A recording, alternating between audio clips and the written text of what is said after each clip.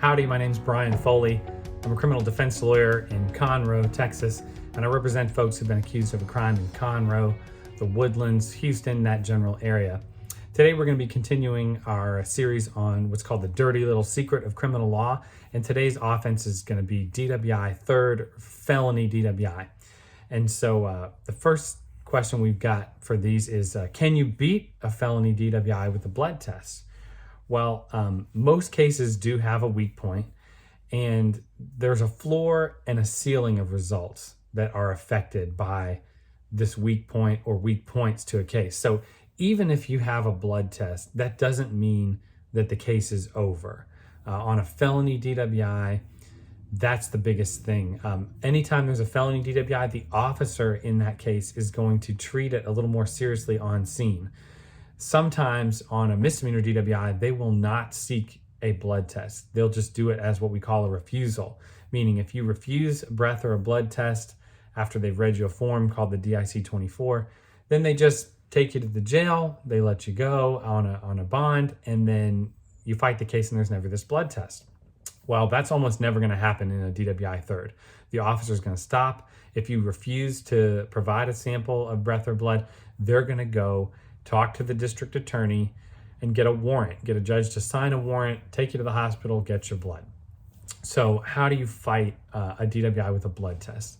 Well, the first way to do it is to fight what's called reasonable suspicion for the traffic stop.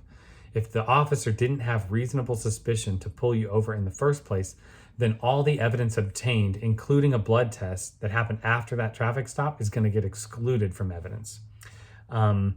Another way to do this is the lack of probable cause in either the warrant for your blood or just to make the arrest in the first place. So in order to get a blood warrant, you have to have probable cause that driving while intoxicated occurred. Well, if you get in a wreck, you don't smell like alcohol, the only thing that indicates you might be intoxicated was that you were in a wreck, you don't make any statements, they don't find any alcohol in the vehicle, there's no other reason for them to believe you were intoxicated, they may not have sufficient information to tell a judge, yeah, I need a blood warrant. And so if there's a lack of that probable cause for arrest, then you'd also get the evidence suppressed. Another way to do it is just to attack the method that the blood was tested. So these blood samples, if you're in Montgomery County, are going to get sent to the Department of Public Safety in Houston first. And then if they need to test it for drugs, it often gets sent to Austin. Let's say your blood alcohol comes back below 0.08. They're going to send it off to Austin to check for drugs, not because they'll never think, right?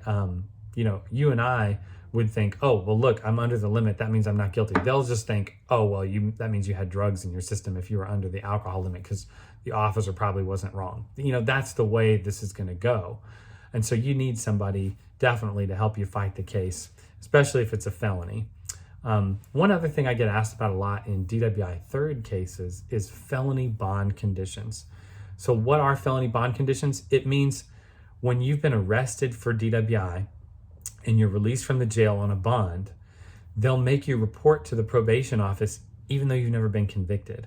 And this is something that happens in almost every felony case, felony drug case, theft, just any felony case. If you're in Montgomery County and you got a felony, you're probably going to have to report for bond conditions. They're going to drug test you once a month, make you pay supervision fees even before you've been found guilty. And so it's important to be on top of these things and to understand that even though it can be costly, it can be embarrassing because you might have to have an ignition interlock device, meaning something you blow into to turn your car on. It tests if you have alcohol in your breath. That might all happen to you even before the state's convicted you, before they presented evidence beyond a reasonable doubt. So today's episode, again, being the dirty little secret, we're going to get to that portion now. What is the dirty little secret of driving while intoxicated third offense? Well, I would say it's this. The jury gets told before they decide if you're guilty of the third offense, they get told by the prosecutor that you've been convicted twice before. And the judge forces both sides to play this game like, in jury selection, we would ask the jurors, like, well, are you sure that you're not going to hold it against the person and use it as evidence of guilt on this occasion that they were previously convicted? But you get to consider whether they were previously convicted just to show that we're in the right court, that they were previously convicted 2 or more times, and that makes this one a felony, right? That has to be proven during the guilt innocence phase. And because of that, it biases the jury in favor of the state in a substantial degree. You see, there's this rule called 404B, and it says, 404A.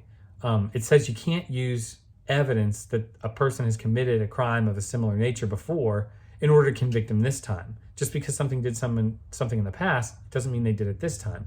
And it's very prejudicial to tell a juror, yeah, well, he's been convicted of, I don't know, evading arrest before, probably meant to do it this time. The only time the state is supposed to be able to get into that stuff is to rebut a defense or to prove motive, opportunity, intent, common scheme, plan, things like this. These rules are delineated under a Texas Rule of Evidence 404B. But in DWI third, there's this special circumstances where they force the prosecutor to prove these prior 2 convictions, and then that ties a defense attorney like myself's hands in a legal. We cannot object to these being offered. The best we can do is stipulate to the state having proved these so that they don't get to go into the facts of what happened in those other cases. And if you've already pled guilty twice before to DWI, they may have been some pretty challenging facts. But yeah, so that stipulation is an important decision when we're talking about what choices are we going to make during a representation. If we have to take the case all the way to trial, it may be advantageous just to tell the jury, look, okay, those happened, but we're not going to talk about what they are. We're supposed to focus on this one case. Or it may be that those cases aren't that bad. Maybe it'd be the right thing to do to force the state to prove those.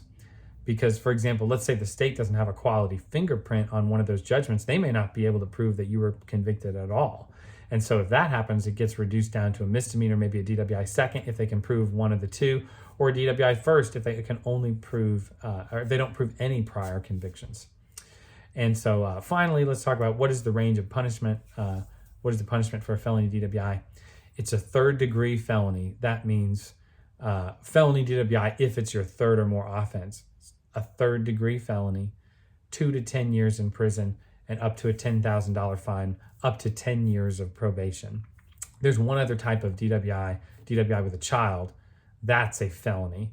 And then the other felony intoxication-related offenses are intoxication assault, intoxication manslaughter, and we'll have a video about that if you're interested in that. Check it out. Dirty little secret of intoxication assault and intoxication manslaughter. But thanks for tuning in today. Appreciate you guys. Make sure to click like, subscribe, and comment below if you have any questions. We'll try to answer them. Thanks so much.